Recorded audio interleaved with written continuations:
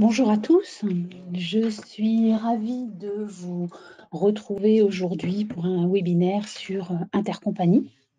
Nous allons passer environ une demi-heure ensemble pour aborder ce sujet et le webinaire va se dérouler en deux temps. Une première partie avec une présentation d'un PowerPoint pour un petit peu la théorie sur les intercos et après nous irons dans le produit. Voilà, donc nous allons découvrir Intercompagnie.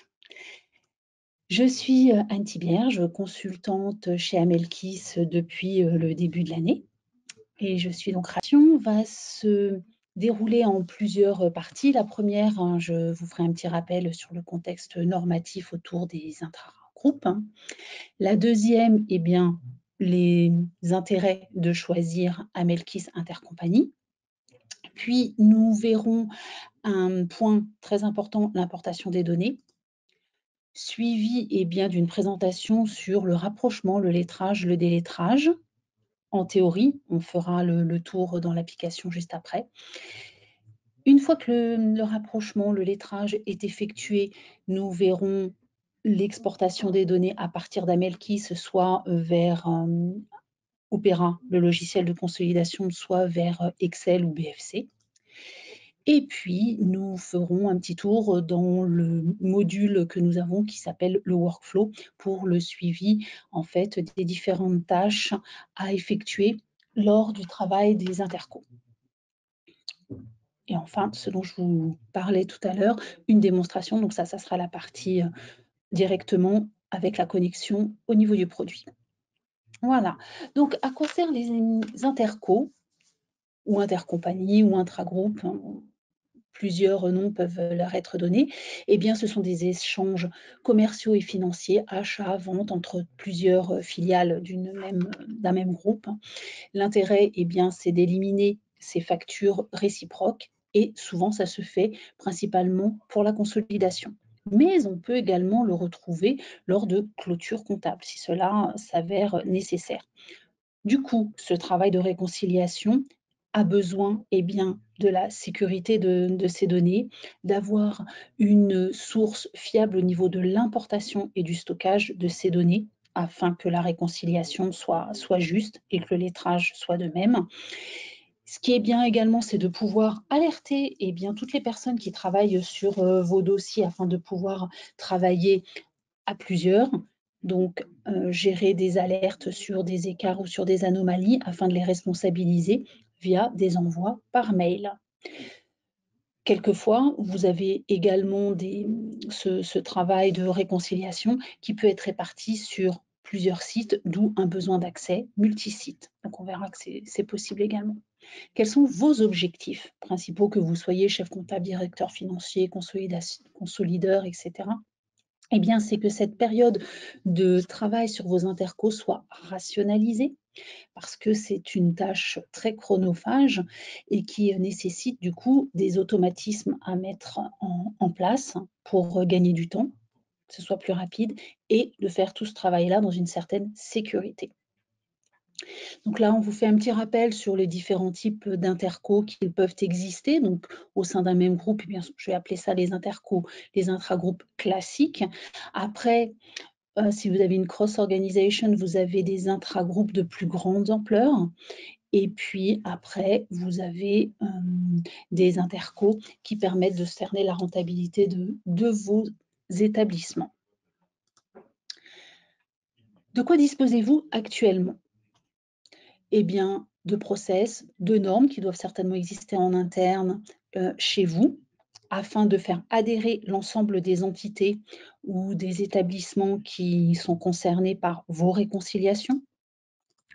Et du coup, il faut que vous normiez l'ensemble des enregistrements des factures afin que, entre sociétés, eh bien, ce soit identique.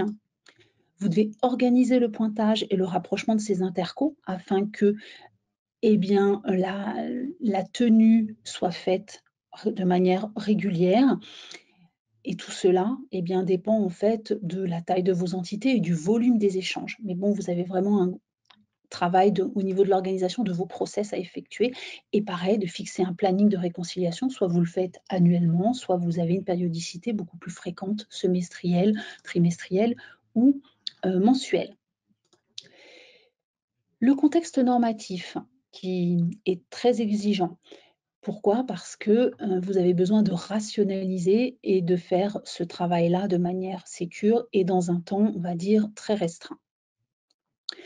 C'est une problématique qui est récurrente parce qu'il faut la justesse et il faut justifier vos données et dans certains cas et dans certains groupes, eh bien, ce travail-là est très peu automatisé. On se retrouve à traiter des fichiers, à s'échanger des fichiers Excel et d'envoyer, en fait, des mails. Donc, la fiabilité, on va dire, est toute relative et les analyses sont parfois difficiles. Donc pour y remédier, c'est très intéressant de voir un petit peu ce que proposent les outils comme Amelkis Intercompagnie et ces produits-là vous apportent du coup des solutions. Donc c'est une plateforme web. Il vous suffit, on le répétera, je le répéterai tout à l'heure, d'une connexion internet, d'un ordinateur, de votre login et d'un mot de passe et vous vous commencez directement à travailler sur le produit. C'est très, très rapide. Voilà, très rapide. En quelques minutes, on va dire, à partir du moment où vous avez votre login et votre mot de passe. Ça améliore la qualité de vos données comptables et réduit les délais de clôture parce que vous avez une traçabilité, tout est centralisé. Et une fois que votre importateur de données est fait, on en parlera tout à l'heure, ça peut aller très, très vite. Donc pourquoi choisir un Melkis Intercompagnie? Eh bien, ça vous permet de délocaliser, de responsabiliser les filiales. Pourquoi? Parce que vous pouvez vous connecter à plusieurs sur la même application. Vous avez des mails qui peuvent être envoyés pour alerter vos filiales et donc comme ça le consolideur pourra se concentrer sur le pilotage de la mission. Une rapidité, cela permet de réduire vos délais de clôture. Un certain nombre de tâches sont automatisées, automatisation du rapprochement, des importations, la gestion des écarts et une fiabilité de l'audit et du rapprochement de vos intercos puisque on importe vos factures et que le lettrage se fera au niveau de vos factures. L'application est complète, il gère, on va dire, tous les besoins relatifs au rapprochement de vos intercos. Et nous avons également un workflow qui retrace l'ensemble des étapes nécessaires à cette réconciliation-là, avec des points précis et l'envoi de fichiers rattachés à ces réconciliations ou à ces points. Ce qui est important, première étape, c'est l'importation des données. Il faut que vos fichiers contiennent un certain nombre d'informations.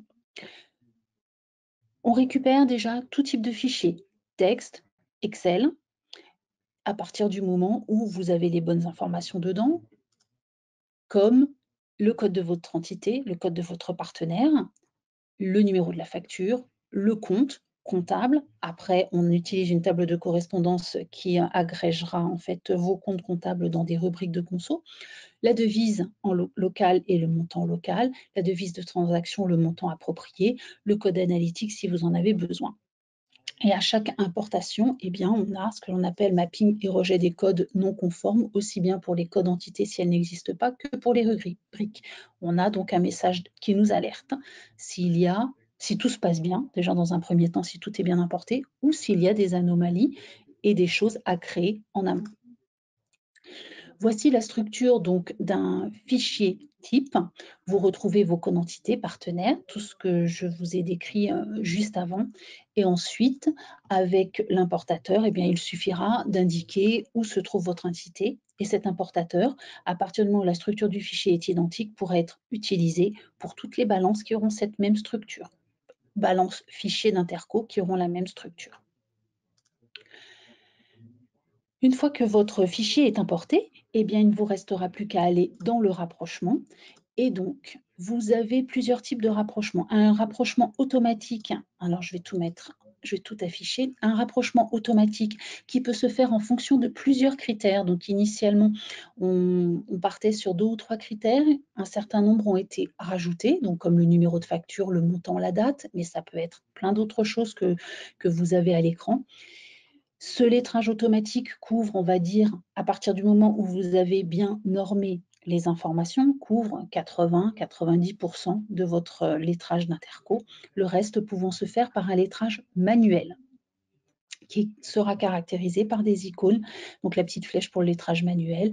Après, on a des lettrages spécifiques pour les écarts liés à la TVA ou les écarts liés à des productions immobilisées, par exemple. Ensuite, les regroupements sont personnalisables. Les regroupements, donc des rubriques pour voir les rapprochements, sont personnalisables par rapport à des familles. Donc, ce qui est livré en standard, c'est ceci. Vous avez une présentation donc, par rapport au bilan, haut de bilan, bas de bilan. Et pour le compte de résultat, vous avez des regroupements faits par rapport à l'exploitation, au financier et à l'exceptionnel. Bien sûr, c'est personnalisable si ceci ne vous convient pas ou si, voilà, si vous souhaitez autre chose. Les nouveautés dans le lettrage. Donc, je vous ai parlé tout à l'heure du lettrage automatique, du lettrage manuel. L'outil propose donc des écarts par rapport, enfin un lettrage par rapport à des écarts liés à la TVA ou alors par rapport à la production immobilisée via le petit bouton donc pourcentage. Pardon. Et vous en avez d'autres, vous avez des lettrages partiels également que l'on pourra voir. Une fois que votre lettrage et que vos réconciliations sont finalisées, vous pouvez aller jeter un coup d'œil dans le workflow qui vous permet de visualiser, donc c'est très schématique, l'ensemble du cheminement lié à votre traitement des intercos. À certaines étapes, eh bien, vous pouvez envoyer des mails par rapport à la liste des entités pour voir leur avancement ou alors par rapport à la réconciliation.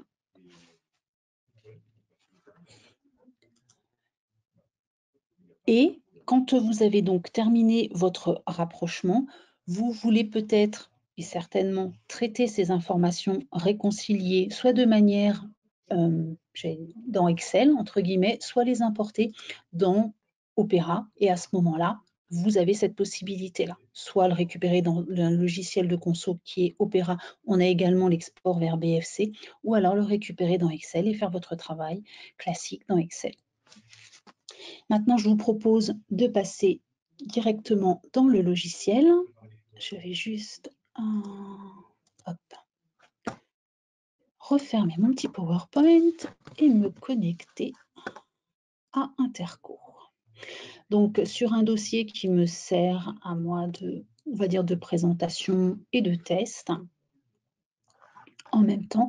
Donc, vous recevrez le chemin, en fait, un lien qui vous permettra de vous connecter à Interco, pardon. Vous aurez un login, votre mot de passe.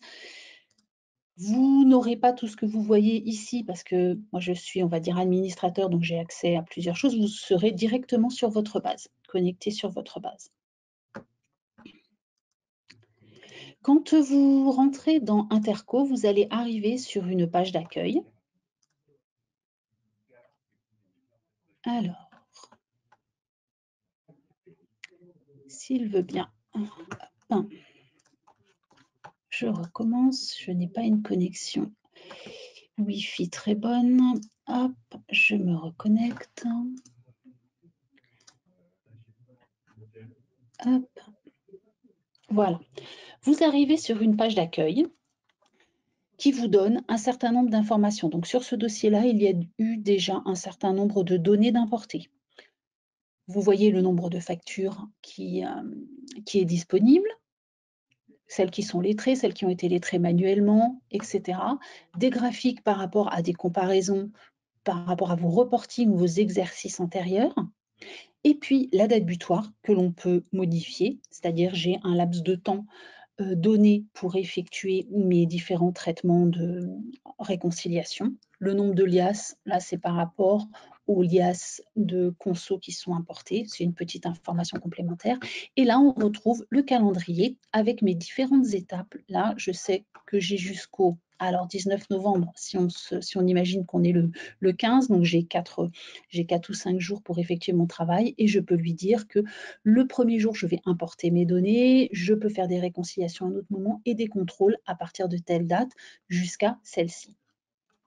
Ces deux champs, la date butoir et le calendrier, sont paramétrables dans un des modules qui se trouve dans la partie gauche.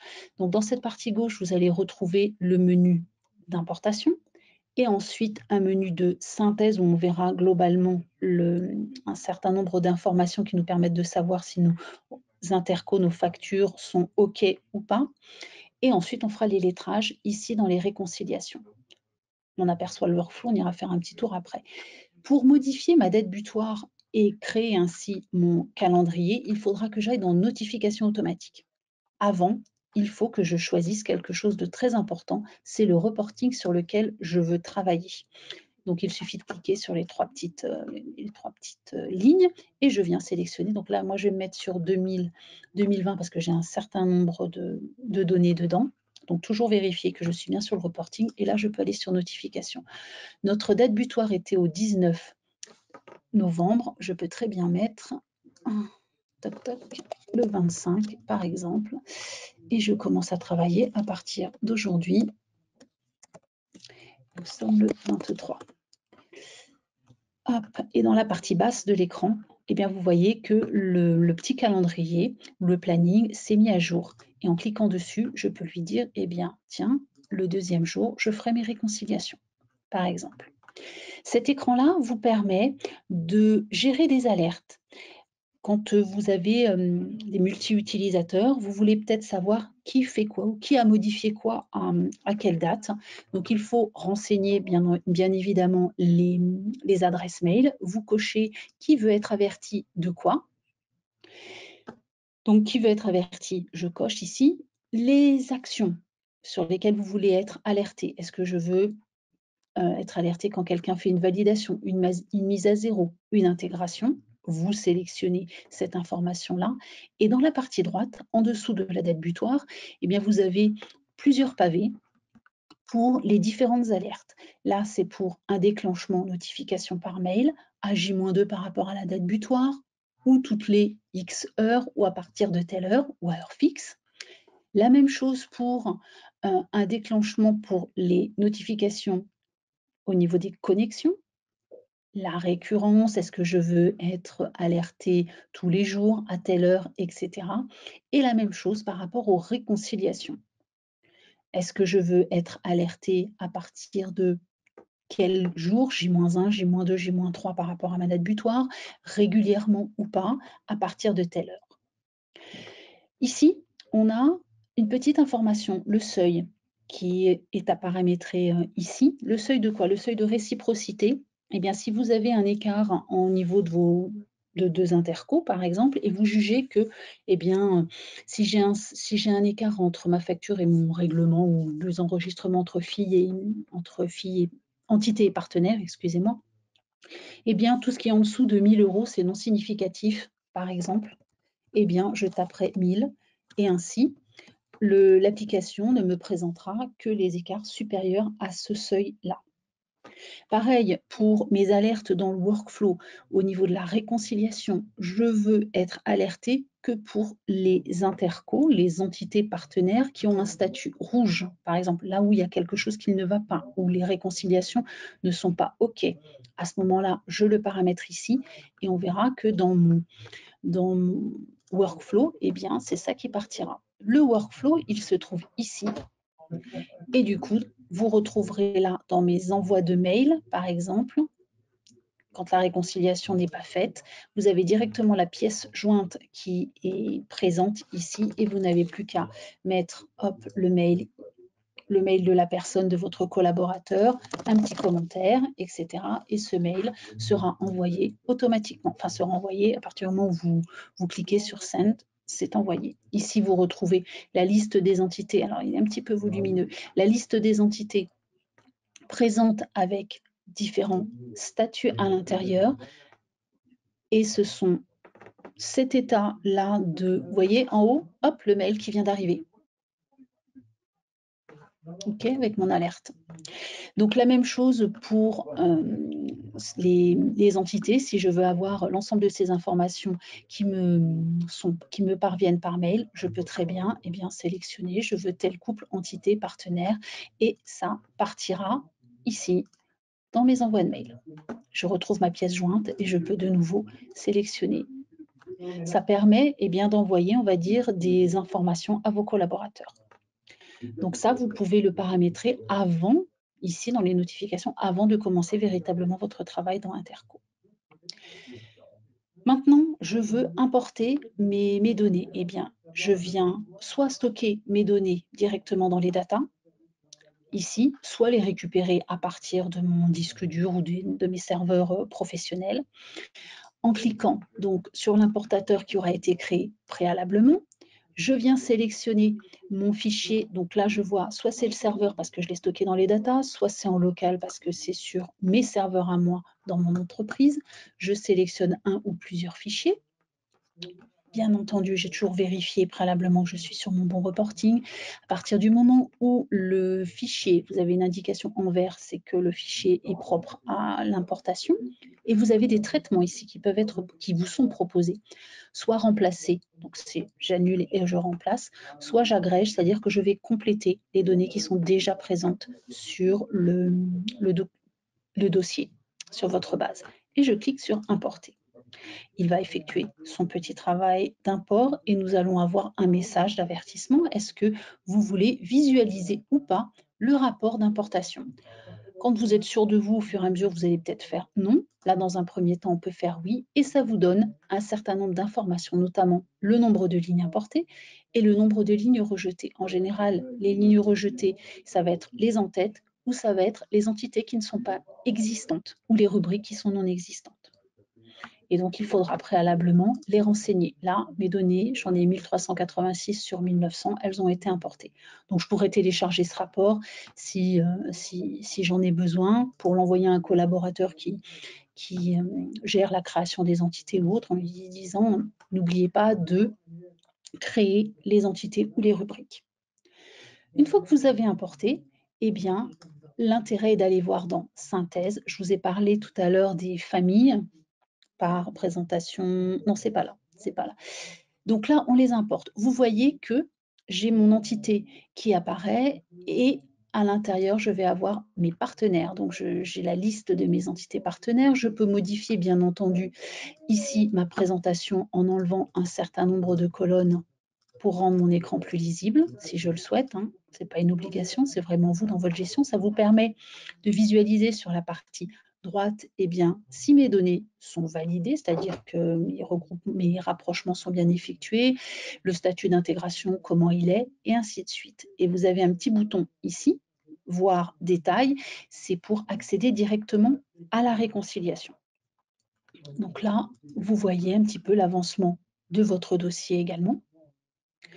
Si, une fois que on imagine que vos réconciliations sont finalisées, c'est ici que vous pouvez verrouiller vos données si vous ne souhaitez pas que vos collaborateurs puissent les modifier. C'est intéressant quand votre réconciliation est finie, vous avez réimporté vos données dans votre logiciel de consolidation, vous les verrouillez. Ou vous pouvez également les déverrouiller si vous avez un besoin ultérieur de retravailler dessus. C'est ici que vous pouvez faire également la mise à zéro. Je me suis complètement trompée dans l'import de mes fichiers, ce n'est pas les bonnes données, je sélectionne tout. Ou alors, je ne sélectionne qu'un couple, je suis intéressée par supprimer qu'un seul élément, eh bien je peux et je fais la mise à zéro. Bien faire attention ici, on a également des filtres pour ne sélectionner qu'une entité, par exemple, qui s'affichera. Et à ce moment-là, hop, je clique ici et vous n'aurez que l'entité sélectionnée qui s'affiche. Je veux de nouveau avoir l'ensemble de mes entités, je les resélectionne et je les visualise.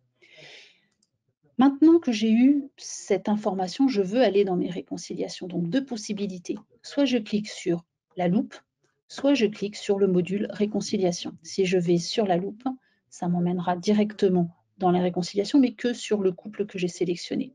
Donc, je vais tout resélectionner afin que la présentation soit plus complète. Et là, vous voyez tous les couples, entités, partenaires, avec visuellement déjà, ici, petite boule rouge si ça ne va pas, s'il y a des écarts, petite boule verte si c'est correct. Donc, on peut très bien aller sélectionner un partenaire et une entité, hop, celle-ci par exemple. Et c'est ici que vous voyez la présentation par famille. BA2 pour bilan actif, bas de bilan. bilan passif, bas de bilan, autrement on aurait un 1 pour le haut de bilan, et RC1, donc c'est résultat charge d'exploitation, ou RP pour produit, 2 pour financière et 3 pour exceptionnel, pardon. Vous avez ici la possibilité de lancer des lettrages automatiques avec plusieurs critères. Du coup, vous pouvez lancer par numéro de facture, montant, date de facture, le plus courant étant numéro de facture et montant, ou montant et date de facture. Tout dépend des critères que vous avez mis et puis de votre process de saisie de vos factures en amont, puisqu'il faut trouver les points communs pour pouvoir effectuer le rapprochement. Donc on peut le lancer ici globalement pour l'ensemble des entités partenaires qui sont présentes. Vous voyez, vous avez un petit message en bas. Vous pouvez également effectuer un lettrage global, donc de l'ensemble de mes entités partenaires, ou alors uniquement des lettrages de l'entité partenaire sur laquelle vous êtes positionné.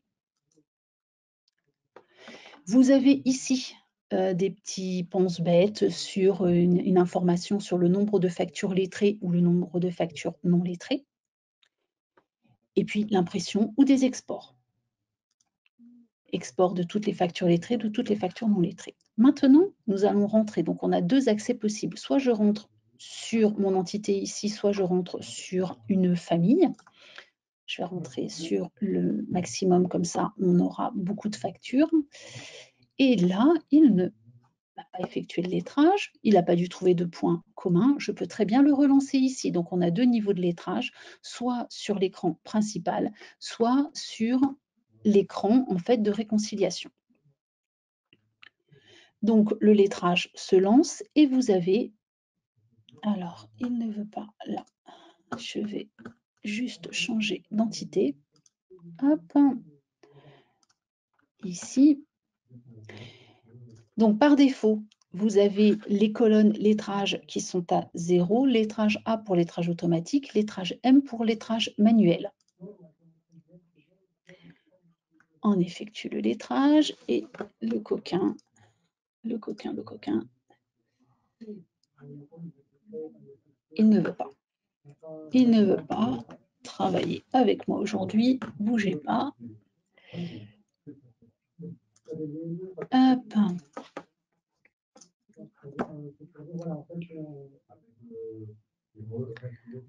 Alors, je vais relancer un lettrage manuel, un lettrage automatique, pardon.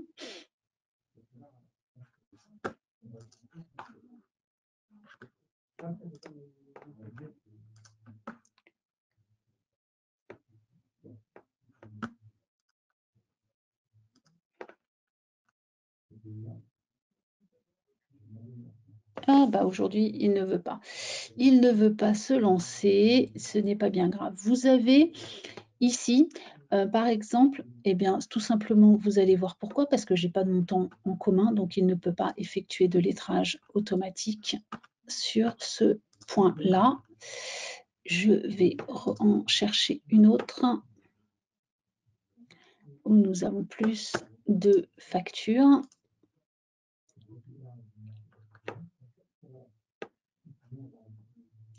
Et je vais vous montrer comment effectuer un lettrage manuel, par exemple. Vous souhaitez lettrer, eh bien, 2 factures. Vous avez alors celle-ci qui pourrait très bien être lettrée avec une seconde.